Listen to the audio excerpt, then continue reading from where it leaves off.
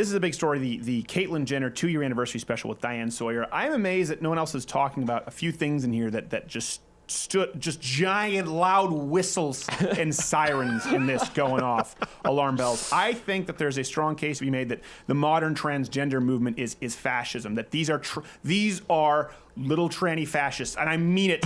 I mean that they are fascists because you cannot ask questions, you will do as we say.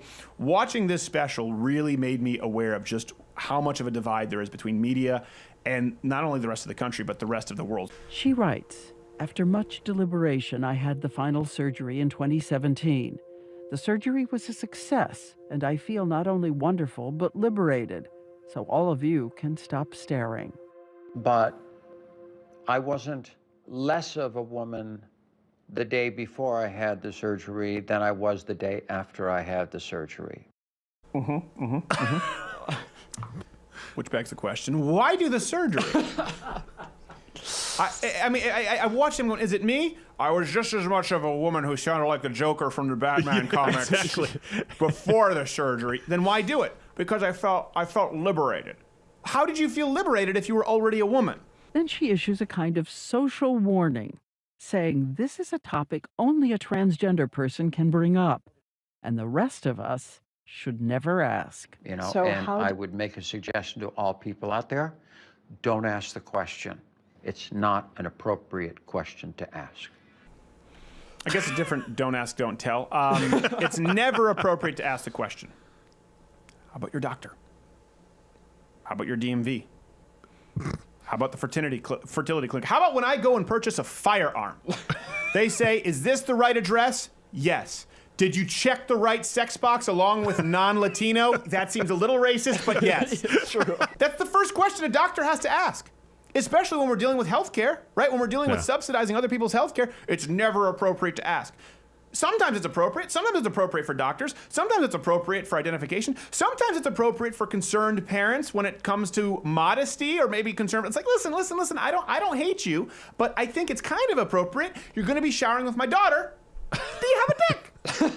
She issues a stern warning. You should never ask, and only transgenders can bring it up. Isn't that social justice warriorism to a T? Yep. They just assume we're all on, and if you're not on, it's because you're intolerant. Case in point, like, they want you to act, well, yeah, this is sensible parenting. My kid at 3 said, everyone thinks I'm a girl and I'm not. And then I said, however you feel is fine. And then Penelope said, no, I don't feel like a boy, Mama. I am a boy. That's as clear as it gets. Well, that settles it. At 3? Really? I'm a boy. Really? Yes. Also, I want to put my hand in the stove. I suppose. They're 3 years old, and they act as though everyone's sitting there crying like, yes, yes, as though people aren't watching this from home going, no, right? But you're not buying that shit, are you? Like, they want to act as though we're all sitting there just saying, oh, of course. I think this kind of a parent, more parents are turning their children transgender. I think there are some people who definitely have some kind of an inclination where you're sitting there and it's really hard to get them off target. But I think there are probably more kids who say, I want to be a boy. And this is the kid who just wiped his boogers on the couch and you're letting him make decisions regarding his permanent biology. It's your job to keep your kids on the straight and narrow until they're adults.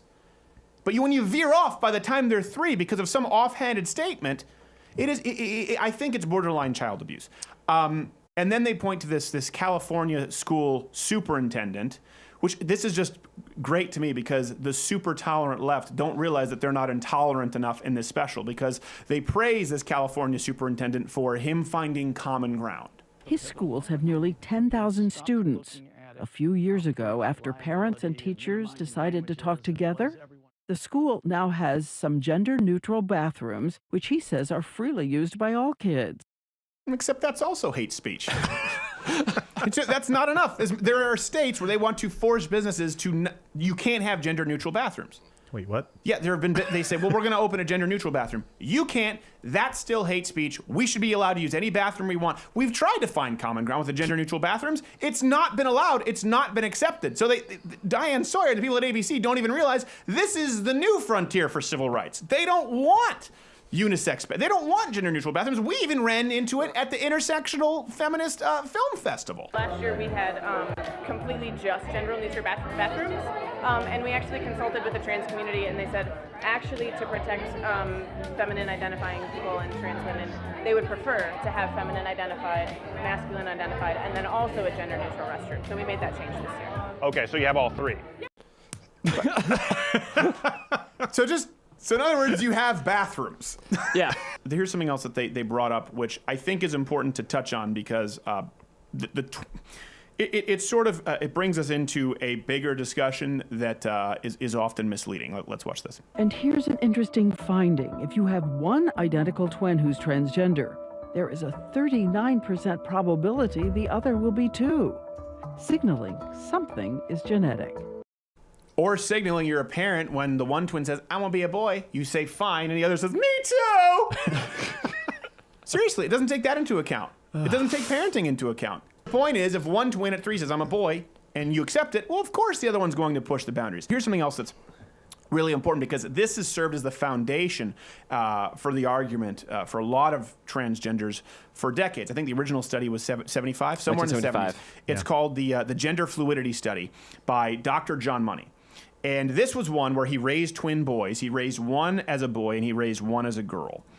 And the idea here, if you go to the study, they talk about how they were raised differently, how they actually had different sexualities, different orientations, how one clearly was born this way. And it was considered to be a resounding success, that this kind of identified that there was something different, genetic, with gender dysphoria. And this has been cited for a very long time. As a matter of fact, if you search transgender twins or if you search gender fluid study, the first several pages that show up are all medical journals that have published this and have praised Dr. Money.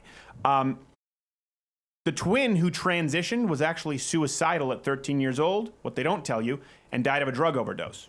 The other twin, the one who was the brother, committed suicide a year later at 38 years old. And the guy who performed this, actually, Dr. Money, was not against, he made cases for pedophilia and molested many of his patients, to the point where there were many child patients who didn't want to return to him.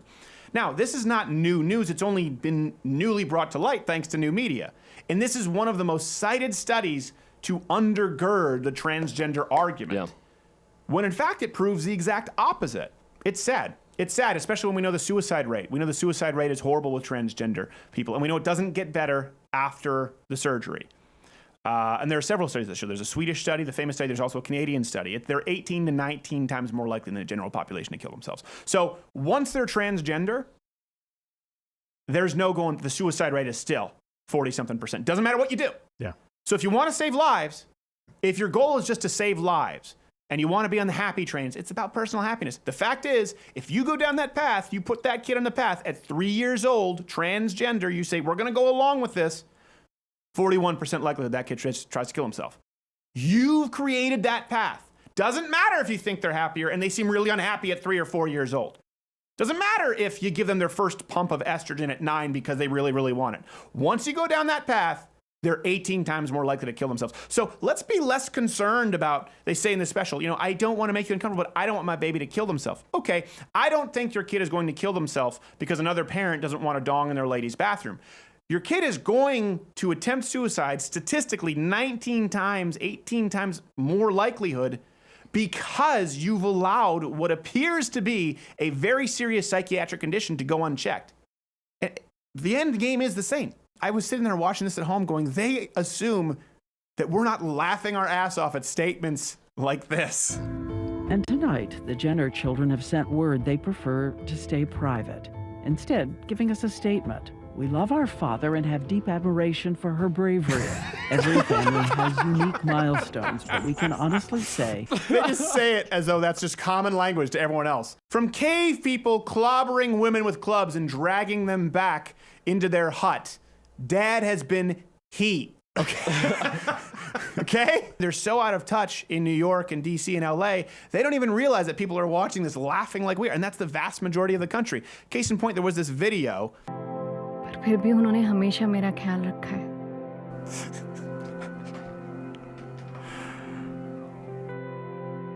Civics book में तो लिखा है कि सबके लिए basic right same होते हैं। फिर मम्मी को क्यों नहीं? He doesn't even know how to stick his tongue out right. The child looks very confused. Yeah, the there, child like, looks very what confused. happened here? Most Americans are watching this thinking that it is the sideshow that it is.